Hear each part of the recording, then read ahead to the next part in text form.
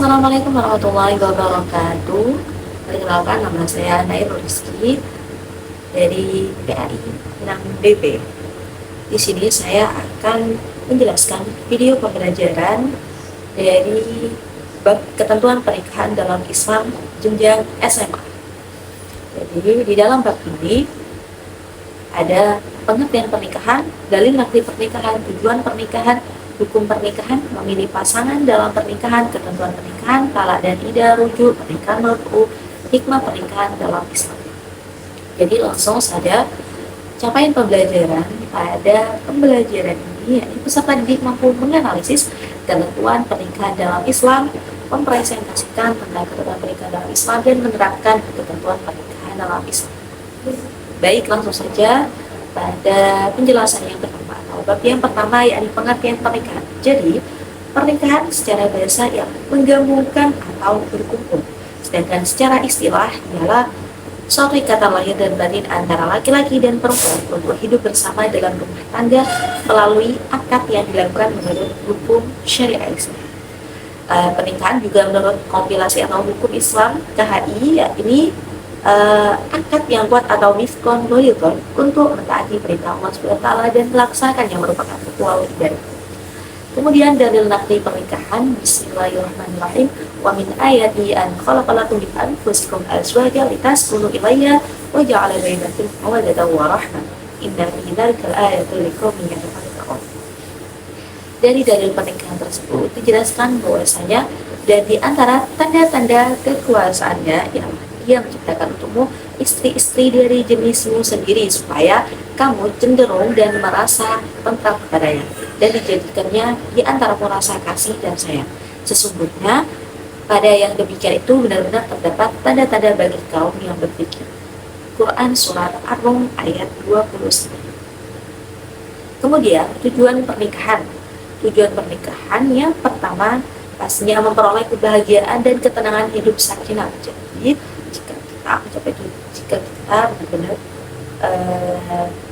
niat ridho dan takwa, kita akan memperoleh kebahagiaan dan ketenangan hidup sakinah. Kemudian membina rasa cinta dan kasih yang memenuhi kebutuhan biologis yang sah dan diridhoi Allah. Jadi kita juga menghindari zina, melaksanakan perintah Allah SWT dan Rasulnya, kemudian memperoleh keturunan yang sah. Selanjutnya, hukum pernikahan. Jadi hukum pernikahan itu ada 4. Yang pertama, wajib. Maksud wajib itu mampu lahir batin, tetapi jika tidak menikah akan terjerumus dalam zina. Jadi di dalam hukum pernikahan ini, wajib yang dimaksud ini umurnya sudah matang, finansialnya juga sudah pas, dan mampu lahir batin itu hukumnya wajib dan disegerakan untuk menikah. Kemudian sunnah yang dimaksud dalam hukum pernikahan itu mampu lahir batin, tapi jika tidak menikah tetap bisa menjaga diri. Jadi mapan tetapi dia masih belum siap mentalnya, belum siap lahir batin, itu masih dihukumi sunnah. Kemudian mubah, mampu menikah tetapi tidak ada dorongan syahwat atau kebutuhan mendesak. Jadi yang dimaksud dalam hukum menikah ini itu biasanya mampu menikah tetapi masih belum mentalnya juga masih belum cukup, jadi masih dihukumi mubah. Finansialnya juga masih on off. Kemudian makruh menikah tapi dikhawatirkan tidak mampu memenuhi hak dan kewajiban dalam pernikahan. Sudah jelas, ingin menikah tetapi finansialnya masih belum mapan, itu dihukumi makruh. Kemudian haram, menikah dalam kondisi yang tidak sesuai syariat atau dengan niat yang salah. Di sini yang dimaksudkan sudah jelas-jelas ya, dia ingin menikah tapi finansial, kemudian mentalnya masih belum siap, semuanya masih belum siap, itu dihukumi haram. Kemudian memilih pasangan dalam pernikahan.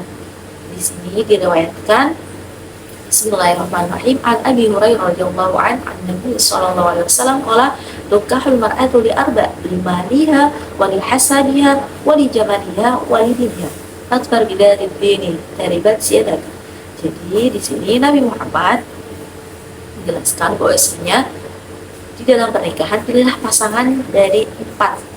Tungkahul mar'atul li arba. Yang pertama hartanya, keturunannya, kecantikannya atau kecantikannya, kemudian yang terakhir agamanya. Tapi dari hadis tersebut dikasih bimbingan bahwasanya memilih pasangan dipertimbangkan 4 hal tadi, tapi hanya di akhir hadis yang disebutkan, pilihlah karena agamanya, niscaya kamu akan beruntung. Jika kita mendapatkan empat-empatnya itu sangat-sangat baik, tapi jika kita tidak mendapat empat, cukup satu yang yaitu agamanya.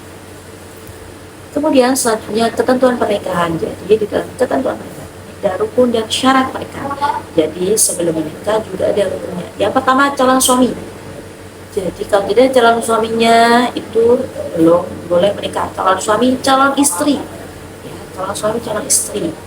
Wali, kalau tidak ada walinya nikah tidak sah. 2 orang saksi. Ya. Sihat ijab dan qabul. Jadi jika tidak ada 5 rukun atau syarat pernikahan yang sudah saya sebutkan tadi, berarti tidak sah nikahnya. Kemudian ijab dan qabul. Ada yang tahu ijab dan qabul itu seperti apa? Jadi ijab dan qabul, jika di dalam bahasa Arab, ijab itu seperti ankah tuka wa zawajtuka mahbubaka binti bimarida wa lisolah wa talatin juz'an min syahadil Qur'an halal. Itu kalau di dalam bahasa Arab. Kemudian qabulnya juga itu seperti qabiltu nikaha wa tazwijali nafsi bil bahri madhuri halal. Nah, jika sudah ada calon suami, calon istri, wali, 2 orang saksi dan mengucapkan sirat ijab dan qabul, pernikahannya akan sah. Kemudian selanjutnya di dalam ketentuan pernikahan juga ada orang-orang yang tidak boleh nikahi. Jadi di sana dijelaskan ada yang haram untuk nikahi itu ada dua, mu'abbad dan ghairu mu'abbad. Mu'abbad itu yang haram dinikahi secara permanen itu siapa saja? Yang pertama mahram karena nasab, itu sudah jelas tidak diperbolehkan atau permanen tidak diperbolehkan untuk dinikahi atau diharamkan. Kemudian mahram karena sesuatu itu juga diharamkan. Mahram karena sesuatu itu seperti apa?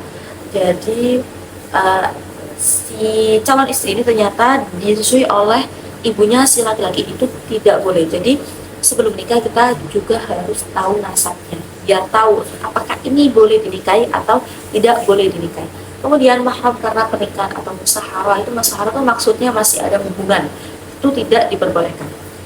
Kemudian mahram ghairu mu'abbad. Apa sih mahram ghairu mu'abbad? Mahram ghairu mu'abbad itu haram dinikahi sementara. Kalau mu'abbad itu permanen, benar-benar tidak boleh dinikahi. Kalau ghairu mu'abbad itu haram dinikahi sementara, seperti istri orang lain. Tapi naudzubillah ya, jangan ya. Istri orang lain itu kan kalau masih jadi istri orang lain itu masih haram dinikahi.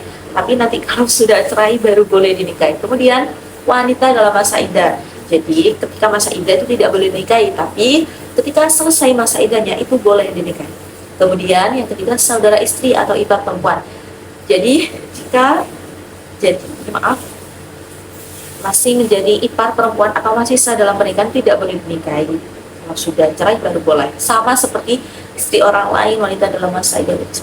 Kemudian wanita yang telah ditalak 3 sebelum menikah dengan pria lain itu juga masih belum boleh, kecuali udah cerai, ketok palu itu baru boleh.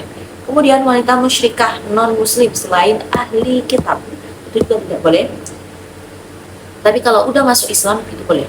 Kemudian wanita dalam keadaan ihram. Jadi kalau masih dalam keadaan ibadah di Mekah itu tidak boleh. Maksudnya gimana sih wanita dalam keadaan ihram? Maksudnya itu dalam keadaan ibadah. Jadi waktu keadaan ibadah itu belum boleh dinikahi, tapi kalau selesai ibadah dan bertempat di Mekah itu boleh dinikahi. Yang dimaksud ihram itu waktu ibadahnya. Kalau selesai ibadahnya boleh dinikahi. Kemudian istri yang telah dilihat oleh suami itu kalau udah dicerai baru boleh. Kemudian di dalam ketentuan pernikahan dalam Islam itu juga ada pernikahan yang tidak sah. Pernikahan yang tidak sah itu apa saja? Pernikahan mut'ah yang dibatasi waktu tertentu atau pernikahan kontrak itu tidak boleh. Pernikahan syirwan barter tanpa pemberian mahar itu juga tidak boleh. Muhalil, wanita yang dicerai 3 kali oleh suaminya itu juga pernikahan yang tidak sah. Orang ihram tadi masa iddah tanpa wali dengan wanita musyrik dan menikahi perempuan itu juga pernikahan yang tidak sah. Kemudian baik selanjutnya yakni hak suami dan istri. Jadi di dalam pernikahan itu ada hak. Hak itu apa sih? Hak itu kepunyaan kita atau kepunyaan hak masing-masing kita. Jadi kita kita bisa memperoleh hak tersebut. Seperti kalau hak suami yakni dihormati dan ditaati oleh istri dalam hal yang baik. Jadi bukan hanya istri saja yang dihormati, disayangi, tapi suami juga dihormati dan ditaati, disayangi. Kemudian mendapat kasih sayang istri menjaga kehormatan dan nama baik keluarga, itu hak suami. Kemudian hak istri mendapatkan nafkah lahir batin dari suami, itu hak yang harus didapatkan oleh istri. Kemudian mendapatkan perlindungan dan keamanan dari suami. Istri juga bisa mendapatkan perlindungan dan keamanan dari suami. Kemudian berhak mendapatkan perhatian dan kesetiaan. Jadi bukan hanya suami saja, istri juga. Jadi sama-sama punya hak, masing-masing hak suami dan istri. Kemudian ada kewajiban. Hak sama kewajiban itu bedanya apa? Kalau hak, apa yang kita peroleh. Kemudian kalau kewajiban itu sesuatu yang harus dilakukan. Kewajiban suami yang pertama, memberikan nafkah lahir batin kepada istri sesuai kemampuan, membimbing istri dalam urusan agama dan kehidupan, kemudian bersikap adil dan penuh kasih sayang terhadap istri. Kemudian membantu pekerjaan rumah tangga jika diperlukan. Jadi pekerjaan rumah tangga itu bukan hanya istri saja yang melakukan. Sebenarnya pekerjaan rumah tangga itu hukumnya sunat karena Nabi pun ada di dalam penjelasan kitab bahwasanya Nabi pun waktu zaman dahulu Nabi pun juga membuat pekerjaan. Jadi istri itu hanya memasak, ada 4 ya, memasak, ada 4 memasak, masak, melahirkan, atau apa. Jadi suami itu boleh membantu pekerjaan rumah tangga. Kemudian kewajiban istri menghormati dan mentaati suami dalam kebaikan, menjaga kehormatan diri dan rumah, mendukung suami dalam kehidupan dan ibadah, memberikan kasih sayang dan perhatian kepada suami serta anak. Itu kewajiban istri. Kemudian talak. Talak itu apa sih? Bahasa sederhananya itu cerai. Talak ialah perbuatan suami menceraikan istrinya dengan ucapan atau perbuatan yang menunjukkan pemutusan hubungan pernikahan. Dan macam-macam talak itu ada 4. Yang pertama talak raj'i atau talak 1 atau 2 bisa kembali. Jadi talak 1 atau 2, talak ucapan 1 itu saya cerai. Nah, kalau 1 kali masih bisa kembali, 2 kali bisa kembali. Talak bain, talak yang tidak bisa dirujuk kecuali akad baru. Sama dengan talak kubro, talak 3. Itu harus akad baru atau melalui si perempuan ini harus menikah dulu dengan orang lain dan berhubungan dengan orang lain, kemudian baru boleh kembali kepada suami yang lama dan menikah lagi dengan akad yang baru. Jadi para suami harus dijaga ucapannya, karena sekali kamu mengucapkan talak atau sampai 3 kali itu tidak bisa kembali lagi sebelum akad. Kemudian talak sunnah itu sama dengan talak 1 atau 2. Kemudian selanjutnya iddah. Setelah cerai ada iddah. Apa sih iddah itu? Iddah itu masa tunggu bagi wanita setelah perceraian atau kematian suami sebelum ia boleh menikah lagi. Jadi masa iddah itu masa sesudah talak. Masanya itu berdasarkan keadaannya apa saja sih. Yang pertama, wanita yang ditalak dan masih haid 3 kali suci sekitar 3 bulan. Jadi wanita yang ditalak masa iddahnya itu 3 bulan atau 3 kali suci. Kemudian wanita yang sudah menopause atau belum haid 3 bulan. Jadi wanita yang sudah menopause atau belum haid itu masa iddahnya itu 3 bulan. Kemudian wanita yang sedang hamil sampai melahirkan. Kemudian wanita yang ditinggal wafat suaminya itu masa iddahnya 4 bulan 10 hari. Kemudian selanjutnya rujuk setelah talak, iddah, kemudian rujuk.